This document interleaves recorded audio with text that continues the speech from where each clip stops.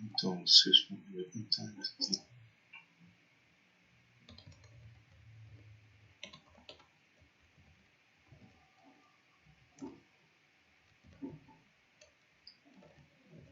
Bueno, muy buenas tardes para todos y para todas. Mi nombre es Andrea Viviana Reyes, lidero el grupo de diseño y gestión del hábitat territorial de la Facultad de Arquitectura de la Gran Colombia. Y hoy vamos en este noveno webinar a seguir una reflexión sobre el diseño y la gestión del territorio a partir de la presentación que nos va a hacer el maestro José Reinaldo Tibaduiza. Pero antes que esto, queremos enviar un saludo muy especial a todos los directivos de la Universidad de la Gran Colombia, al arquitecto Francisco Beltrán Rapalino, decano de la Facultad de Arquitectura, y los diferentes coordinadores de la facultad por permitir este espacio y la gestión del mismo. También saludamos a los docentes y estudiantes de la universidad y de las diferentes universidades e instituciones que nos están acompañando. El maestro José Reinaldo Tibaduiza él es magíster en Historia y Teoría del Arte, de la Arquitectura en la Ciudad, es especialista en Educación Artística, maestro en Artes Plásticas. Dentro del Grupo de Diseño y Gestión del Hábitat Territorial, adelanta un proyecto titulado Juvenal Moya, cadena entre el arte de diseñar y la ciencia de construir en los años 50. En este ámbito de reflexión sobre los temas de la investigación, él nos va a contar o a hacer su reflexión justamente sobre la presencia e importancia de los esquemas geométricos en la arquitectura moderna, un análisis general del uso de la geometría en la época moderna, en donde va a subrayar su importancia entre los principios básicos y fundamentales de la composición arquitectónica. Nos va a abordar una serie de ejemplos precisos y paradigmas del diseño hasta la actualidad, la importancia justamente de buscar nuevas propuestas concordantes con la necesidad y la funcionalidad. Bueno, maestro, muchísimas gracias por este espacio, por esta reflexión. Vamos a tener 40 minutos para su presentación y vamos a tener otros 20 pues para justamente las inquietudes que surjan de la misma. Perfecto, arquitecta Viviana, muchas gracias. Buenas tardes a todos. Gracias por su asistencia. Como la arquitecta Viviana lo decía, en mi profesión que ejerzo de maestro en artes plásticas, pues está encaminada especialmente a la docencia. Y en este mundo de la docencia surgen frecuentemente cuestionamientos, cosas que nos hacen preguntarnos no solo por la pedagogía, sino que nos pone frente a la necesidad de ser un poco guías de las personas que están frente a nosotros en un salón de clase. Yo siempre he dicho que la responsabilidad de uno como profesor, como maestro, es muy grande, porque frente a su frente tiene personas que uno no sabe a dónde pueden llegar. Es muy importante para mí hacer esta presentación desde la Facultad de Arquitectura de la Universidad de la Gran Colombia, porque esta universidad tiene una vocación, un carácter muy particular. Lo sabemos, como nos lo señala la maestra Silvia Arango, que nuestra facultad es de las primeras que se dio en Colombia, la Facultad de Arquitectura. Entonces, pero tiene un carácter especial, y es que nació con una orientación social. Entonces, como nos ha dicho el señor decano egresado, que lidera nuestro proceso en esta facultad, y nos lo dice también la coordinadora del programa, vamos a salir fortalecidos. Por ahí quisiera yo empezar, porque la situación dentro de la que se da este conversatorio, esta exposición o esta reflexión, digamos, en los momentos difíciles que vive la humanidad, pues me hace sobre todo tener muchas preguntas. Gracias también a la coordinación de investigaciones, a la doctora Liliana, por liderar estas reflexiones que nos hace sobre todo ser más sensibles como profesores, como ciudadanos, como académicos, como personas que buscamos un mejor bienestar para nuestra sociedad. Igual Viviana y en este grupo de investigaciones con colegas muy comprometidos, también muy sensibles en el grupo de investigación de diseño y gestión del hábitat territorial. Entonces, yo, digamos, en esta reflexión no me puedo alejar de estas preocupaciones que nos convocan.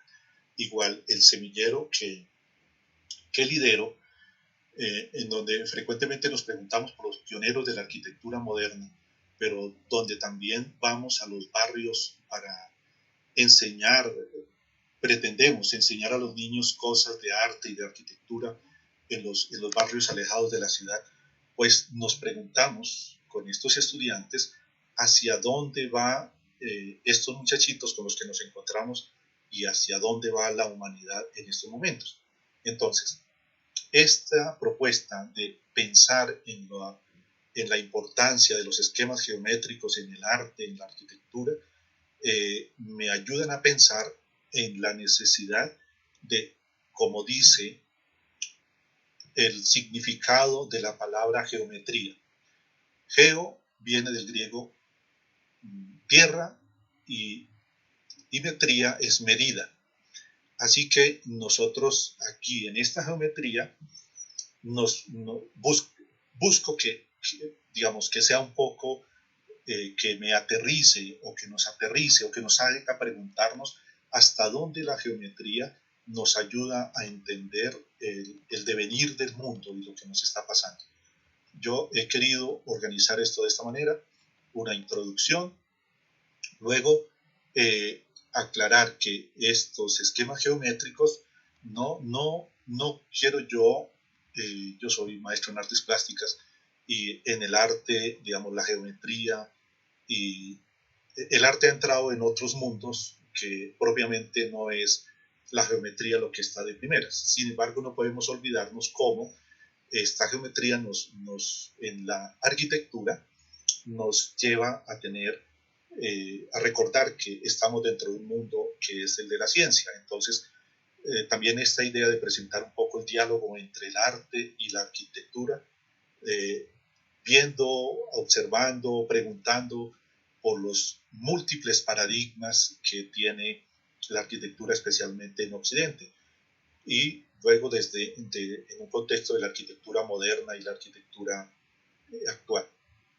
Hay un arquitecto de inicio del siglo XVIII, el señor Durán, que como profesor de arquitectura a mí me pone contra la pared, porque la rigurosidad en su trabajo, la presentación de esta modernidad a través de esta geometría, digamos, pionero, anticipado.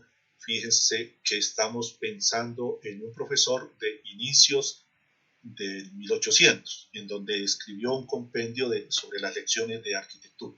Entonces, arrancamos con el 1800 y con este referente, Luis Durán. Luis Durán propone o establece una composición reticular en donde presenta para los arquitectos, para los ingenieros, como una obligación de aprender, porque él también ve cómo los arquitectos y luego más los ingenieros se encuentran de frente con el hecho de construir. Y cuando yo estoy frente a mis estudiantes, con quienes tengo materias teóricas, los veo que sufren mucho con la geometría. Y porque les parece, como las matemáticas ahora, que es una ciencia difícil de aprender. Y el arquitecto Durán nos invita acá a ir en profundidad en el aprendizaje de la geometría, porque justo es esta ciencia la que da seguridad al arquitecto, al ingeniero y también al artista, como lo he pensado hoy, también le presenta un camino, una manera de componer, de crear, de generar su obra. Entonces, esta simetría, sí, sí, arquitecta. Disculpa que te interrumpa, es que no estás compartiendo tu presentación.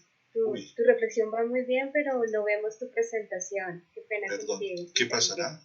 Entonces, no camina. En este caso, si la coloco así, camina la presentación. Estoy en la diapositiva número 4. ¿Me confirma, arquitecta, si corre? No, no la vemos. Vuélvele a dar compartir, por favor.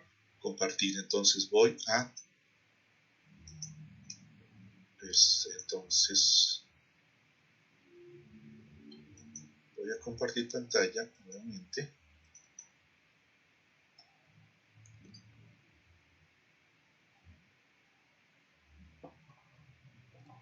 Perfecto, ahí ya la empezamos a ver, entonces si quieres darle la modalidad de presentación y continúa. Muchísimas gracias. Perfecto, entonces vamos, estamos en estos conceptos que nos presenta el señor Durán, sobre la simetría, la regularidad, la simplicidad, cómo muestra la arquitectura, la geometría de una manera que a todos nos llama la atención, porque es bella, porque se ve, digamos, en estos principios, muestra como la facilidad, como con esto que los arquitectos digamos, en palabras mías, se engolosinan con su arquitectura y vibran por su arquitectura. Siempre compartimos en la materia de epistemología que en nuestro primer encuentro ponemos como reto salir queriendo más y admirando más la carrera de arquitectura. Realmente esta rigurosidad o esta necesidad de que el arquitecto, digamos, sea muy profesional con la geometría, sea muy hábil, tenga profundo conocimiento, le da una seguridad para su proyección como profesional, le da la facilidad a la hora de diseñar al momento de hacer los espacios mejor habitables. Bueno, después retomamos esto. Listo. Luego hay una cosa. Estábamos en los inicios del siglo XIX. Ahora, un momento que llama la atención es que es el final del siglo XIX. Entonces, en el final del siglo XIX, digamos, el siglo XIX, perdón, dije mal al inicio también, el señor Luis Durán está a los principios del siglo XIX. Entonces, al final del siglo XIX, al inicio del siglo XX, aparece el Art Nouveau. Entonces, damos un salto en esta historia, pero vemos cómo el Art Nouveau aparece como una invitación a crear un arte nuevo, un arte joven y un arte y una arquitectura modernas. Pero ¿por qué aparece? Porque quiere pasarle la página o dar un paso adelante de la tradición academicista. Y hay una cosa que me he encontrado ahí que siempre me llama la atención en estos momentos particularmente, y es que el Art Nouveau se llama Art Nouveau por una exposición que hizo el artista Edvard Munch en el Palacio del Art Nouveau, cuya imagen está acá. No puse intencionalmente ninguna imagen de el maestro Munch, porque me parece que nos sobran las que vemos en la televisión, en los medios de comunicación. El maestro Munch, el pintor, quiso, decía de él mismo, decir que así como Da Vinci aprendió la anatomía diseccionando cuerpos, él pretendía diseccionar almas, y por eso su tema de trabajo era los sentimientos, las tragedias humanas, y esto que vive la humanidad hoy, la soledad, la angustia, la melancolía, la muerte, ¿cierto? Por eso yo pues solo les invito a que recordemos la obra del Grito, que es de 1893, es decir, al final del siglo XIX.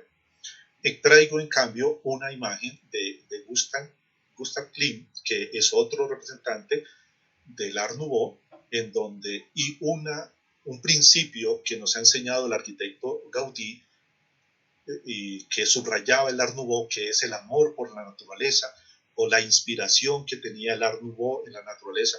Y Gaudí lo dice, digamos, la naturaleza es un libro. Los hombres lo que hacen cuando hacen sus obras es una especie de impresión, pero el libro está.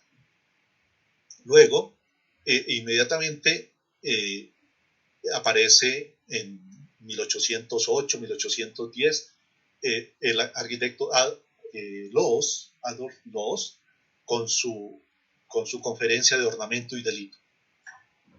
En esta conferencia, el arquitecto realmente cambia la manera de ver, y digamos a la geometría, que es nuestra pregunta, digamos, le da una claridad, porque venimos del Art Nouveau con cantidades de detalles y decoraciones, y él presenta de una manera muy sencilla de entender cómo es que el ornamento puede convertirse, el seguir el ornamento, en un delito, en el sentido de quedarnos gastando nuestros esfuerzos, nuestras energías en poner la decoración, cuando él pide o propone digamos, unas propuestas, una arquitectura limpia, una arquitectura que vaya a la esencia. Inmediatamente, y ahora que estamos cumpliendo 100 años del manifiesto realista, el manifiesto realista, sabemos, dio origen al constructivismo.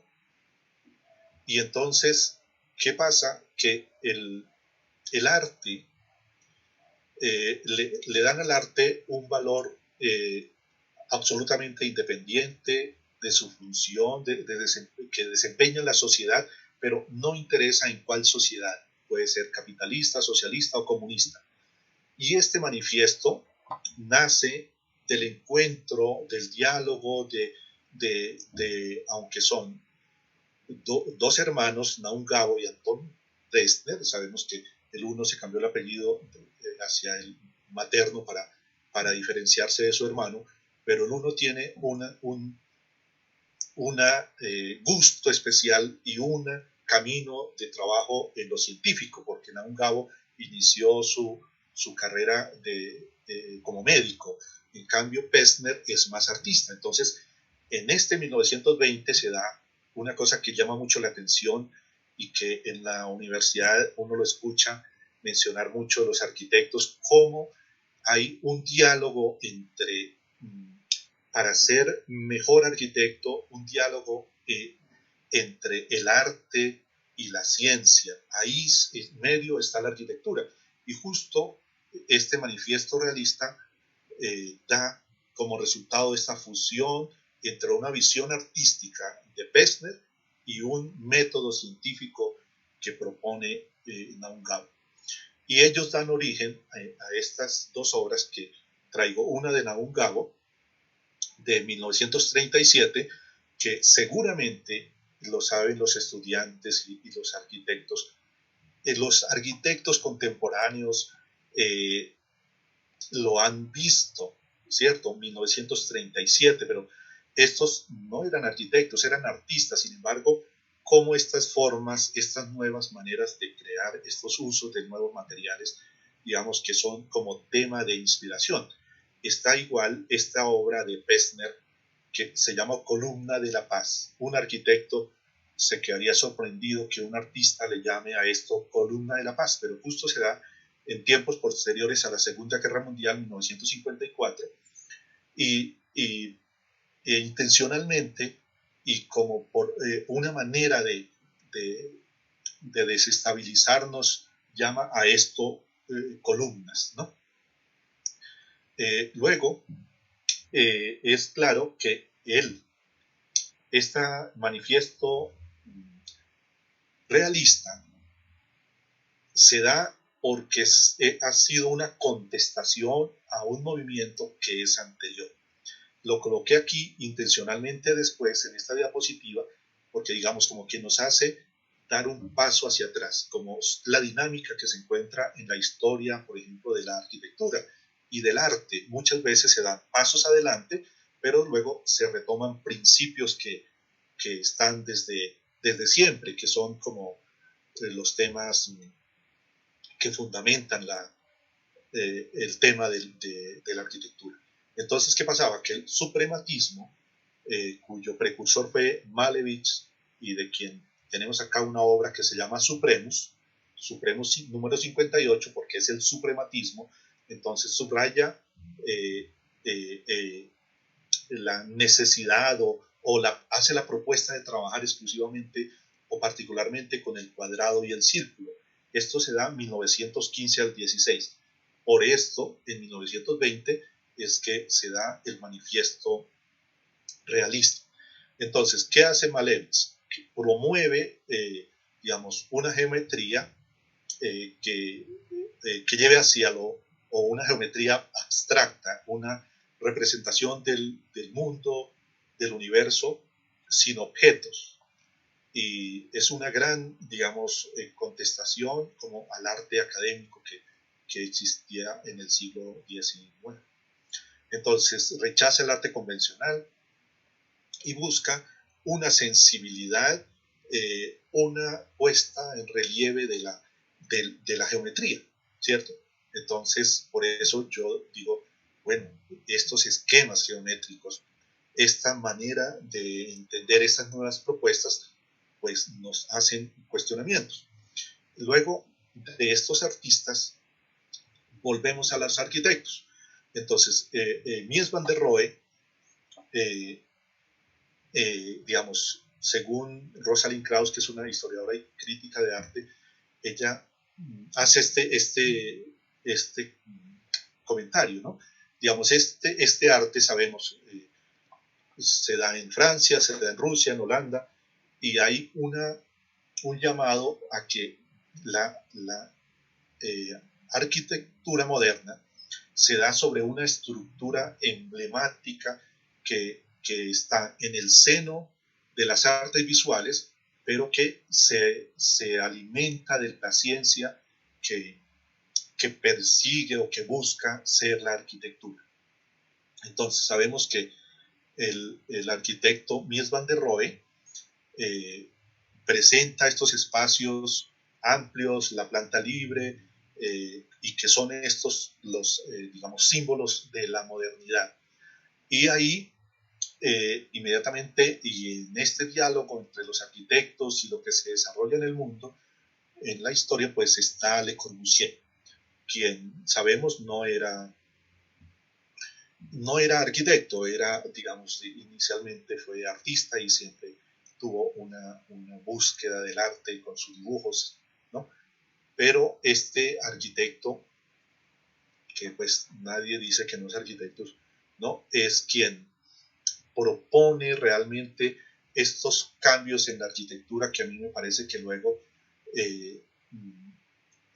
son muy aterrizados en el sentido de querer que la arquitectura preste un servicio a toda la humanidad. Cuando él piensa en la máquina para habitar, yo siempre pienso en cómo en esta búsqueda pretende que así como las personas van teniendo acceso al auto, también tengan acceso todos a la vivienda. El hecho de industrializar la vivienda, pues en el fondo su pretensión podría ser que, aunque tiene tantas críticas, podría ser que esta arquitectura llegue a todas las personas. Y ahora nos encontramos eso, de frente a la realidad de que esto no se da y hay tantos que no tienen dónde pasarla en esos días. Y lógicamente, en medio de este preguntarnos por la geometría, pues nos preguntamos por la realidad que vivimos. Necesariamente, en medio de la academia está la realidad. Y, y luego, pues seguimos con Le Corbusier, con estas fachadas que conocemos, con estas formas cuadradas, con esta geometría pura, que sin duda se mantiene, sigue siendo admirado, y es un referente que tenemos constantemente.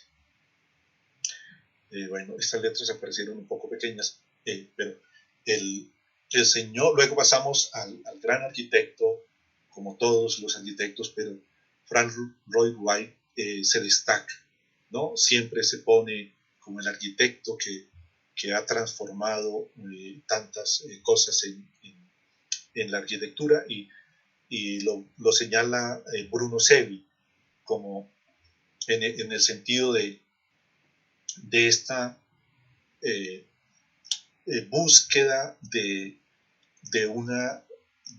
la grandeza de la arquitectura, de no tener límites. Me parece que ha sido en ese sentido la arquitectura del siglo XX nos enseña también esto. No tenemos límites, el hombre no admite los límites, la arquitectura moderna tiene siempre nuevas propuestas, vamos a unos principios luego que él presenta. Aquí pasamos o tenemos como estas formas muy sencillas. Acá con este momento no puedo trazar las líneas que tiene, o los cuadrados que hay dentro de este cuadrado, de esta composición que siempre pues sabemos que es admirable.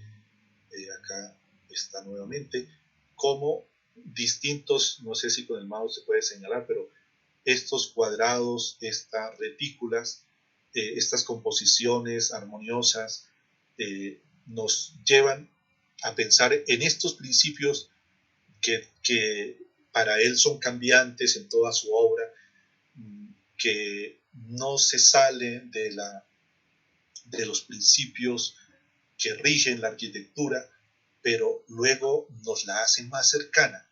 Eso, como profesor, como ciudadano, como persona que tiene que sentir lo que al mundo le pasa, me invita a que pudiésemos ir un poco en profundidad. El señor Frank Lloyd Wright y habla de la simplicidad, ¿sí? Eliminando lo innecesario, es decir, volvemos a ornamento y delito, volvemos a la esencia de los principios de la arquitectura. Luego hay otra cosa que me llama mucho la atención, que los arquitectos siempre tienen muy presente, y es este lenguaje individual, la búsqueda de la originalidad. En la academia se busca, como profesores y pedagogos, el desarrollo de la creatividad, esta que nos ayuda a solucionar las dificultades, pero que desde la ciencia nos apoya para crecer. Luego, la tipología integrada con el entorno. Entonces, esta necesidad de la arquitectura, entender la cultura, ir hacia las necesidades, también es otro principio que llama la atención. Luego, sobre la esencia de la forma, el trabajo sobre la planta, y luego en el arte, en la modernidad también se da una relación con los colores, y que tiene que ver con los otros dos principios, que es, digamos, la naturaleza, en donde se evita que los materiales tengan un maquillaje, sino que los materiales hablen por sí solos, y esto es otra de las características. Y luego una muy importante, que es lo que también se vive al interior de la Facultad de Arquitectura, que es esta búsqueda de la espiritualidad en la arquitectura. Pero ¿de dónde se aprende? Se aprende de las cualidades humanas, de esto que se busca en la formación integral de los estudiantes de la facultad, de la universidad, que es la búsqueda de la verdad, de la bondad, de la sinceridad, que, que, la, que la arquitectura transmita alegría, que cree bienestar. Y entonces aquí nos encontramos nuevamente con que la arquitectura, o que al final la arquitectura como ciencia, se encuentra con el fin último de la ciencia, que es la búsqueda del bienestar humano. Listo, volvemos entonces a esta historia de la arquitectura, de la geometría y del diseño, que es la Bauhaus. O sea, el año pasado cumplió 100 años la Bauhaus y nosotros seguimos alimentándonos de los conocimientos en el diseño, en el arte, en la arquitectura de esta escuela. De esta escuela en donde la educación se hace integral, en donde vemos que los planteamientos de un profesional tienen que ver con los del otro, en donde ningún principio es ajeno a ninguno de los otros. Nosotros nos encontramos en la universidad también con asignaturas, con grupos en donde los estudiantes se integran y sabemos que eso también hace mucho bien. Luego, solo menciono el arquitecto Louis Kahn de 1901 al 74 que vivió, y sobre esta continuidad y discontinuidad en la arquitectura, que digamos el tema de las texturas, los comportamientos entre la luz, la resonancia cromática, nos hace toda esta continuidad y discontinuidad, hace más rica la arquitectura. Y luego, un salto. Aquí, un salto en el tiempo, porque presento esta obra o estas ruinas, que es de una ciudad del año 1020 a.C., cerca de Bagdad, esta ciudad que se llama Ctesifonte. Entonces, ¿por qué? Porque ahora voy llegando a lo que la arquitecta Viviana presentaba al inicio. ¿Cómo es que hay una otra geometría, que son estas catenarias que están muy presentes en el arquitecto en el que particularmente tengo o he tenido interés, que es Juvenal Moya Cadena? Entonces, digamos, cómo yo parto de pensar en cómo llegó Juvenal Moya Cadena a su obra, que no es muy conocida, pero sabemos que es muy importante. Entonces, listo, voy a este año 120 a.C. para pensar en el origen de estas catenarias, en el origen de esta arquitectura que comparte Juvenal Moya Cadena y otros arquitectos en la modernidad nuestra latinoamericana.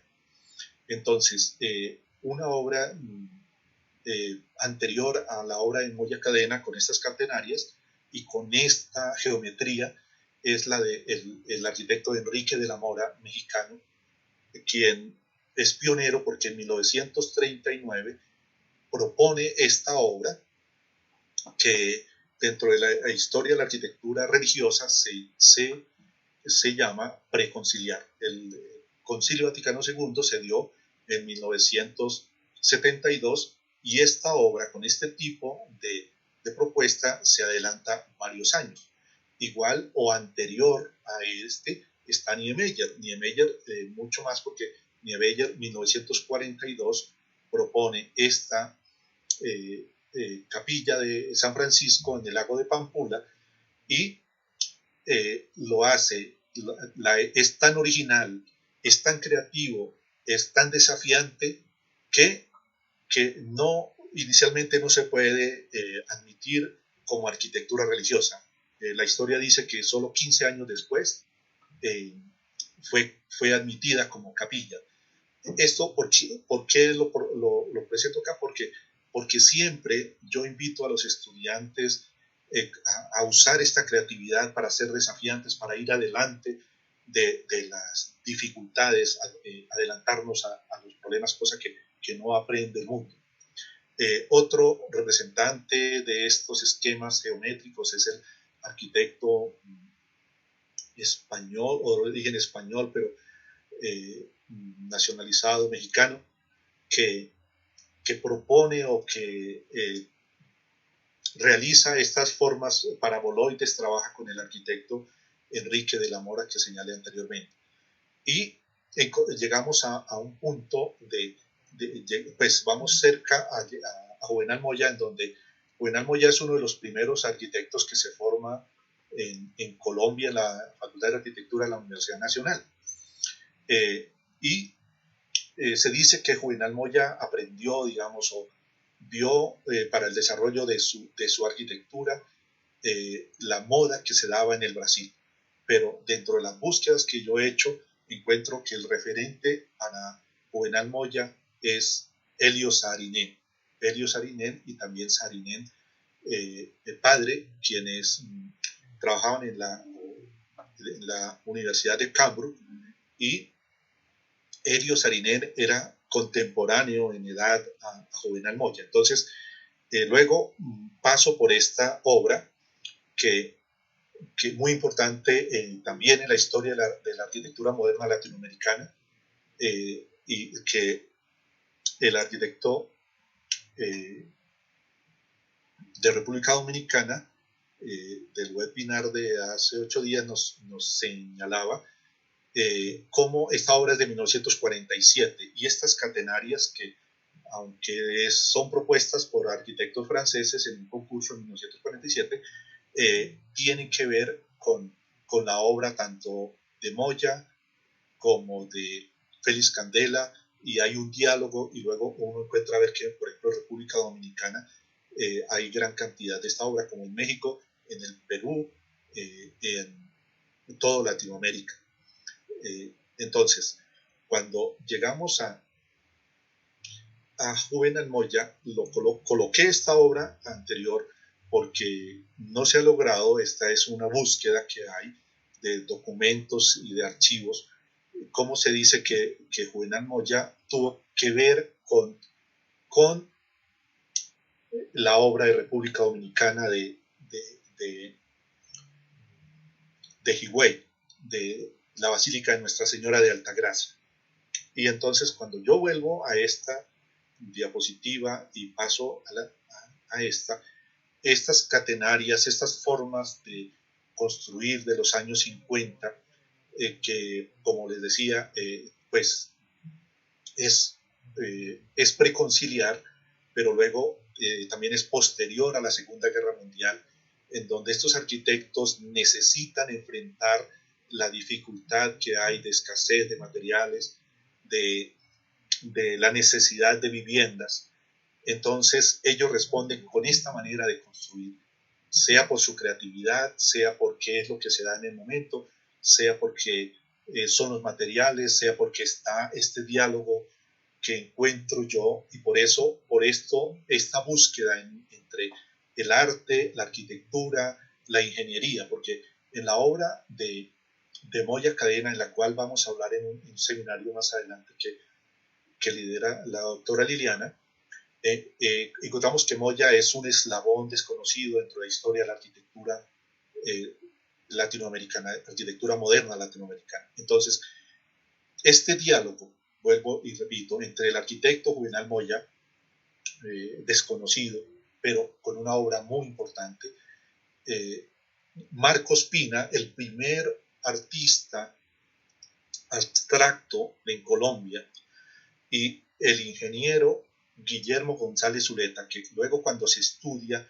se ve que esta ingeniería que él desarrolla es tan pionera que sin encontrarse en diálogo con otros ingenieros como Ildefonso del Río en España, se encuentra que hacen unos hallazgos distintos pero parecidos. Entonces, yo no quiero desconocer, digamos, esta ciencia que hay en los esquemas geométricos que propone Venturi, por ejemplo, Robert Venturi, el arquitecto, sobre la complejidad y la contradicción en la arquitectura, cómo estos esquemas enriquecen la arquitectura, igual que Peter Eastman cuando señala esto de lo feo, lo inútil, lo inestable en la arquitectura, igual que Kulkas, ¿no? Cuando tiene esto de los diagramas como estrategia para generar mejores proyectos,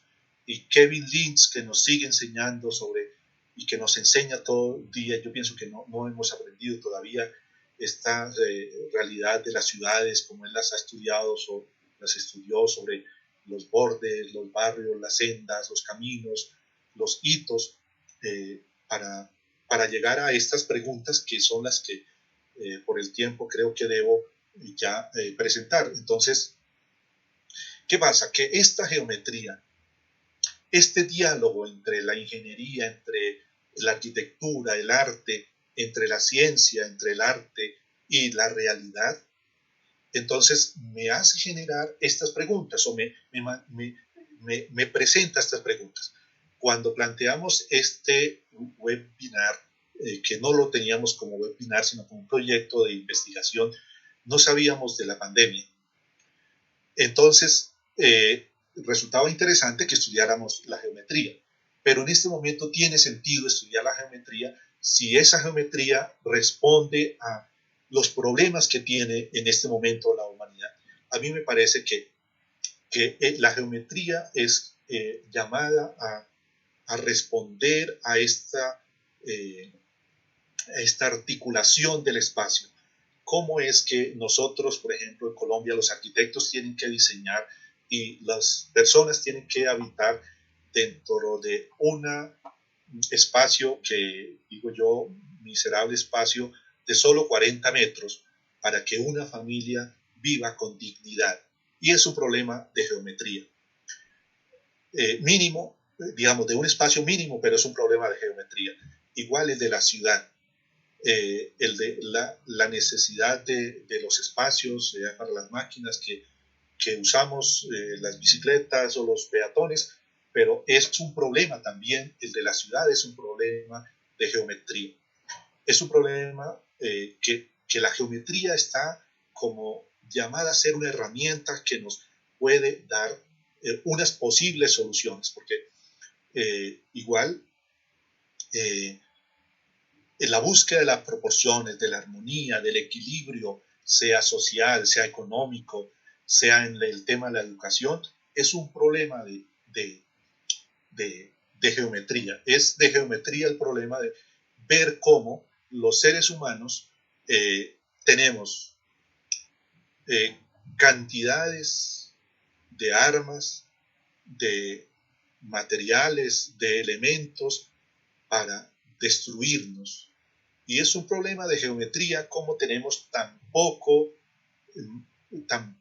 material, tan pocos espacios para la salud, tan poco presupuesto para la salud, aunque digamos que es de la economía, pero es un problema de geometría. Es igual que un problema de geometría saber que el mundo del norte tiene unas posibilidades y el mundo del sur tiene unas precariedades. Entonces, esta como paso por todas estas cosas que me cuestionan, lo que yo hago en este momento es que invito a que sigamos reflexionando cómo esta ciencia, cómo este arte, qué es lo que tiene que decirle al mundo, cuáles son las respuestas que tiene que presentar. Y muchas gracias por la atención y ahora la arquitecta Viviana nos presentará algunas preguntas o si alguien quiere intervenir y compartirnos su manera de ver este tema. Bueno, muchísimas gracias, maestro, por su presentación. Muy valioso ese recorrido que nos muestra la importancia justamente de comprender cómo la arquitectura comunica, cómo dentro del modelo comunicacional que está implícito en la arquitectura hay una serie de elementos o significantes que justamente están identificados con esas formas precisas que dan ese contexto de un momento de la historia de la arquitectura. Y estos significantes están fuertemente vinculados con estas formas geométricas. Es que realmente el arquitecto debemos comprender muy bien el espacio, ¿no? Finalmente la arquitectura se desarrolla en el espacio y para poderla desarrollar y comprender es muchas veces perderle miedo a las matemáticas, porque digamos al escucharlo y al reflexionar lo que muchas veces pasa en el contexto de los procesos de formación, es justamente cómo los estudiantes muchas veces escogen ciertas carreras porque no tienen matemáticas y se encuentran con que en la arquitectura las matemáticas y la geometría hacen parte pues de casi que del todo. Bueno, tenemos una pregunta, maestro. ¿Cómo analizas la herencia de la geometría sagrada de la antigüedad aplicada a la arquitectura moderna? Gracias, sí. Yo estaba al final, cuando yo puse sobre las proporciones, pensaba en eso. Gracias por esa pregunta. Está este tema de la proporción áurea, que está digamos, hasta en ciertos momentos se cree importante y en otros momentos se le ha disminuido, digamos, su importancia, pero siendo la arquitectura como una prolongación de la naturaleza, a mí me llama la atención y le subrayo a mis estudiantes arquitectos cómo digamos, lo que la humanidad espera de los arquitectos es mucho más de lo que implica una profesión. Entonces, eh, esta búsqueda de ser profundamente estudioso de las matemáticas y la geometría, en donde en medio está esta geometría sagrada, esta búsqueda del edificio perfecto, del espacio perfecto, de la armonía, eh, entonces presenta como una especie de desafío. ¿Cómo hago yo como arquitecto? Me pregunto yo, poniéndome en el lugar de mis estudiantes, ¿cómo es que los seres humanos aprenden de la naturaleza que es perfecta, ¿no? Que es de donde se ha aprendido la proporción áurea y donde se aprende la geometría que los matemáticos desde la antigüedad, de los griegos, los egipcios antes, los romanos en el Renacimiento, estuvieron buscando, ¿no? Y que se sigue buscando y se sigue utilizando. Si ustedes van a esos logotipos que ahora nos llaman tanto la atención, ¿no? Que nos gustan mucho, no cito ninguno, pero sabemos todos estos logos de todas estas transnacionales que mueven el mundo en este momento.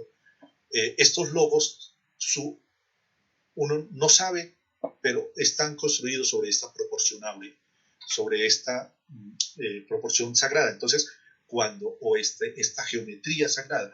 Entonces, cuando el arquitecto piensa que el ser humano para el que va a construir es igual que el ave que construye el nido para sus polluelos, ¿no? Es decir, tiene un carácter de estar inmerso en la naturaleza. Esto a mí me llama mucho la atención cuando hay autores que presentan al arquitecto como co-creador. Entonces, para quien está en el mundo creyente, digamos que hay un Dios que ha creado, que es el motor, que lleva adelante la vida, las cosas. Entonces, este Dios creador de lo que existe, pues, ¿no? Y el arquitecto puesto como co-creador significa que es una profesión muy importante para sus mismos congéneres. Entonces, no es cualquier profesión. Es una búsqueda en medio de su esencia como persona, en su creatividad, en el alma, si se quiere decir, en su espíritu, leer el espíritu de los tiempos, se dice esto como muy importante. Quien logra leer eso del espíritu de los tiempos logra que su obra responda a esas necesidades. Entonces, es también esta invitación, como la arquitecta Viviana lo señalaba ahora, si el estudiante de la arquitectura pasa la geometría a un segundo lugar, o las matemáticas, o los cálculos y toda esta ciencia, porque se engolosina con estos juegos que hay muy interesantes de diseñar, que son muy importantes y que necesariamente hay que aprenderlo porque estamos en el mundo donde es ese lo que prima, pero no se desligue de esta proporción, de esta armonía, de buscar la sublimidad, que es lo que enriquece a los seres humanos a los cuales responde con su obra. Bueno, profe, quiero, antes de seguir con la siguiente pregunta, justamente recordé una frase de Johannes Kepler que dice: la geometría tiene dos grandes tesoros. Uno es el teorema de Pitágoras, el otro, el número áureo. El primero puede compararse a una medida de oro y el segundo a una piedra preciosa. Entonces creo que esta frase de Johannes Kepler sintetiza mucho lo que usted nos acaba de mencionar. Vamos con otra pregunta y está referida justamente a una de las ideas que encontramos en la diapositiva y tiene que ver con el equilibrio. Entonces, una pregunta es: ¿a qué tipo de equilibrio se hace referencia frente a las soluciones arquitectónicas o a esos esquemas geométricos de la arquitectura moderna? Sí, muchas gracias por la pregunta. Sí, es esta, pienso yo, sí, que digamos en la experiencia de la vida, cómo los seres humanos tenemos dificultades cuando perdemos el equilibrio, ¿no? Y ese equilibrio que nos permite también, que está en medio de las medidas, de las proporciones, de las matemáticas, de las ciencias, digamos, este equilibrio en la distribución de los espacios. Si nosotros vemos la Tierra, pues es una esfera, es una forma geométrica. Y dentro de ese espacio, el equilibrio, digamos, no lo inventamos, lo dicen los que saben, hay un desequilibrio, ¿sí? Y es un problema, como decía, para mí, que puede tener origen en la necesidad de una mejor distribución de los espacios, porque unos seres humanos tienen la posibilidad de compartir espacios que durante todo el día ni siquiera pueden recorrerlo, y que familias en donde no se encuentra el uno con el otro porque es tan grande su habitación o su vivienda, que fácilmente puede uno estar lejos del otro casi 100 metros. En tanto que otros seres humanos tienen que compartir unos espacios que tienen todo menos de dignidad. Eso, por ejemplo, en el tema propio de la arquitectura. Luego, si nos vamos a la economía, y si nos vamos a la salud, y si nos vamos a la educación, entonces es todavía, se nota. Eso es lo que nos ha mostrado la pandemia. Por eso ha surgido en esta reflexión, en esta búsqueda, aterrizar la geometría y encontrar esta pregunta, esta necesidad de ir en profundidad en esa búsqueda de tener, si bien se sabe que si yo reparto a todos los seres humanos la misma cantidad de posibilidades, al momento se genera el desequilibrio, porque los seres humanos somos así, ¿cierto? Pero en medio de esto también podemos saber que es la naturaleza la que busca, que nos enseña esa búsqueda del equilibrio. Sabemos cómo el calentamiento global, la saturación de contaminantes, la saturación de cosas que no necesitamos, y de otras cosas pero sí, yo creo que el equilibrio es lo que nos ayuda. Ahí la geometría está como herramienta de ayuda. Exacto, es un equilibrio que va más allá de la forma geométrica como tal, sino es un equilibrio que hay que pensarse en esa relación del hombre, del ser vivo, no solamente con el otro, sino con el espacio que se construye y con la naturaleza misma, como usted bien lo mencionaba. Bueno, ya se nos está agotando el tiempo. Hay otro par de preguntas que también nos ha hecho nuestra coordinadora, la doctora Liliana, sobre justamente la obra de Juvenal Moya. Las voy a leer para que las tengamos ahí presentes y les haremos llegar pues la respuesta a estas preguntas, profe, a través del correo. Entonces, Perfecto. un par de preguntas. ¿En qué momento la curva hiperbólica rompe la ortogonalidad formal que nos mostraste en los referentes de los arquitectos o en los referentes de los artistas? Y otra, se ha hecho algún acercamiento a la incidencia de la técnica constructiva y los recursos tecnológicos en la obra de Juvenal Moya y quienes materializaron los proyectos de diseño que él diseñó.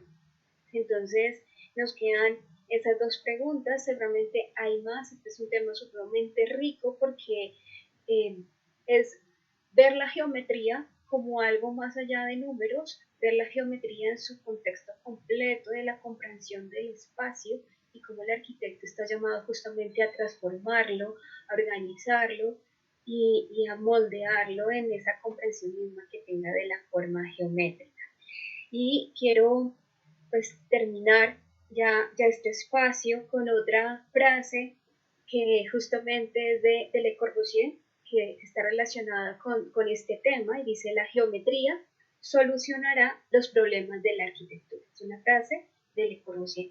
Entonces, muchas gracias, maestro José Reinaldo.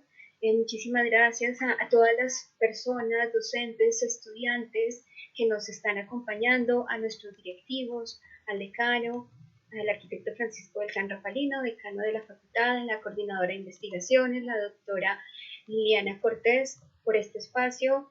Seguiremos entonces más adelante con otros webinars profundizando en las investigaciones, en los avances que hacemos de reflexión dentro del grupo de diseño y gestión del hábitat territorial. Muy buenas tardes para todos. Gracias, arquitecta. Buenas tardes.